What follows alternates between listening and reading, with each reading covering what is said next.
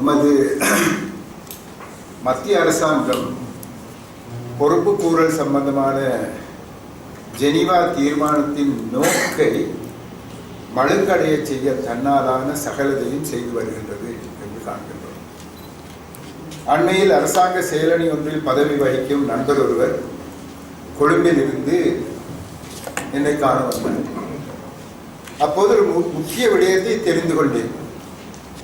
எப்படியாவது வரும் செப்டம்பருக்கு முன்னர் தமக்கு வேண்டிய மக்கள் சிலரின் மனம் அறிந்து, அதாவது இங்கு அவர்கள் சிலரை பிரத்யேகமாக கண்டு அவர்களோடு பேசி மனம் அறிந்து அவற்றின் அடிப்படையில் புதிய அரசியல் யாப்புக்கான விவரங்களை சேகரிக்க வேண்டும். அதன்பின் அவற்றின் அடிப்படையில் புதியதொரு யாப்பின் வரவை அடுத்த மார்ச் மாதத்துக்கு முன்னர் பாராளுமன்றத்தில் சமர்ப்பிக்க வேண்டும். மார்ச் மாதம் வந்ததும் ஜெனீவாவில் எமது அரசியல் பிரச்சனை தீர்க்கப்பட இருப்பதாக அறிவித்தால் சர்வதேசம் அதன் பின்னர் இலங்கை பற்றி அலட்டிக் கொள்ளாது, பொறுப்புக்கூறல் விடயத்தில் இலங்கை தப்பிவிடலாம் என்பதுதான் அவர் தந்த தகவல். அதாவது அரசியல் தீர்வு வந்துவிட்டதே, இனி பொறுப்புக்கூறலில் வேகம் தேவையில்லை என்று கூறலாம் என்ற விதத்தில் தான் அவரின் கருத்து அமைந்திருந்தது.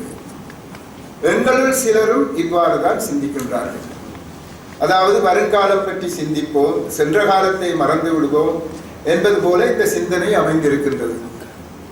அவர்கள் மனதில் எழும் சில உள்ளார்ந்த வெறுப்புகளும் இதற்கு காரணமாய் அமைந்துள்ளது. சரியோ பிழையோ இயற்க இளைஞர்களின் தியாகம் தான் எங்கள் குறைகளை உலகறிய வைத்துள்ளது என்பதை நாங்கள் மறந்து விடலாகாது.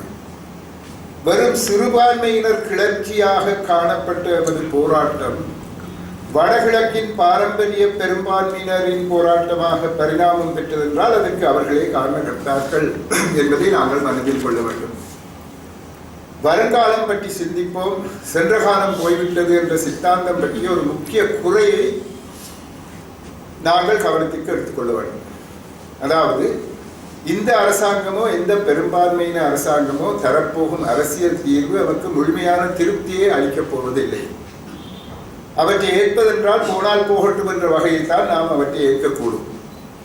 ஏனென்றால் தற்போது இருப்பதிலும் பார்க்க சில முன்னேற்றங்களையே அரசாங்கம் ஆங்காங்கே முன்வைக்கும். உடனே எம்மவர்கள் பார்த்தீர்களா, முன்பிலும் பார்க்க இது முன்னேற்றம் தானே என்று கூறுவார்கள். அது சரியாக இருக்கலாம். ஆனால் எமது எதிர்பார்ப்புகள் அரசியல் ரீதியாக மேற்படி அரசியல் யாப்புகளால் முற்றிலும் திருப்திப்படுத்தப்பட போவதில்லை.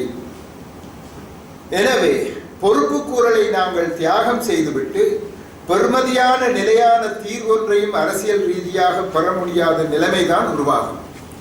அங்கும் தோல்வி, இங்கும் தோல்வியாகவே முடியும்.